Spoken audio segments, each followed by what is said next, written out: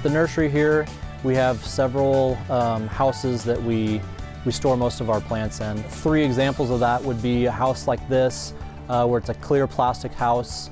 We're able to keep a little bit more control on the temperature with that, with venting and heating. We also use some outdoor Quonset houses, which would be basically a greenhouse with black, white plastic on it, or just white plastic on it. The benefits of that would be with a black, white plastic, we can keep things cold and frozen for a long period of time. We can store them without really having to look at them until, say, April.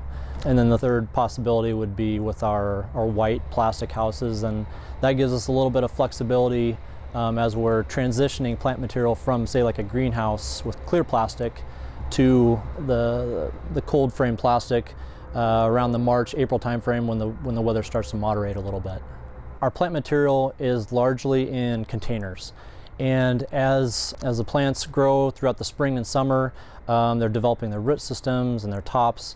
And as the cold weather comes in, and as in Nebraska, with our upswings and downswings and different types of precipitation that we get or don't get during the winter, we have to protect the roots more than anything. We choose to use these covered houses where plant material we can monitor the moisture, we can monitor when we trim it, we can monitor how quickly it goes dormant, and we just have a little bit more control as opposed to just letting it sit outside and hope that Mother Nature doesn't completely destroy it.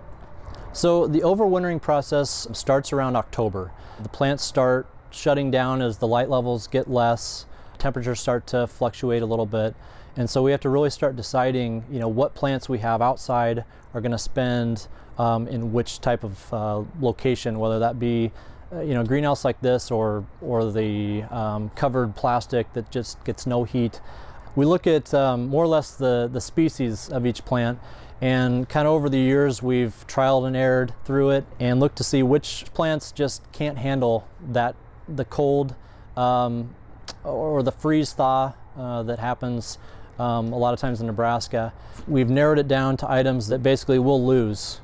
They'll die almost 99% of the time if we don't bring them in and protect them. We do run into some challenges though. The moisture levels, if we overwater particularly, that can be a detriment to an overwintering plant because they're just not using the moistures that they need, that they are in the summertime. Also fertility levels, as far as using fertilizers or not using fertilizers. Fertilizer can leave a salt buildup in the soil that can burn the roots over the course of the winter, and so that has to be something that we constantly monitor. We also have so many different types of plant material, whether it's woodies or whether it's perennials, and we have to really decide when do those need to be cut back. There's some plants such as echinacea, coneflower, that is a challenging plant to begin with, but everybody loves it and everybody loves the flower. And so we've learned over time that if we cut that plant back too early in the course of the winter, it'll rot out. So we wait, till as long as possible to cut that one back. Whereas opposed to items like roses, spirea, that type of thing, we can let the plant go dormant and cut it back kind of as we needed. A strategy we use for overwintering perennials and grasses and roses and some shrubs, it's called the Burrito, and basically in a sense it's taking the plant material and protecting it with several different layers. We lay out a large piece of plastic for the outside covering. With that we stack the plants, basically it can be 1 gallons, 2 gallons, 3 gallon containers, and we stack them in a way that they'll hold in place, and then we can bring winter blanket, and then we bring plastic, and then a layer of straw, and then another winter blanket, and then a layer of plastic, again another layer of plastic over that.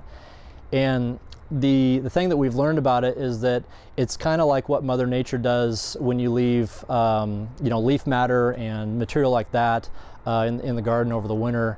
We've kind of taken that and applied that in a cold frame setting, and it insulates the plants. Even during a tough winter, the plants might only get down to 30 degrees underneath that Burrito, even with an unheated house. So that's really been something that's It takes a lot of labor to do, is the only real drawback to it, and it's kind of a mess to clean up in the spring. But for the most part, the survivability, we've been able to take plants that normally don't enjoy being in a greenhouse or just don't enjoy winter in general, and we can keep them in suspended animation, and they come up and they do great.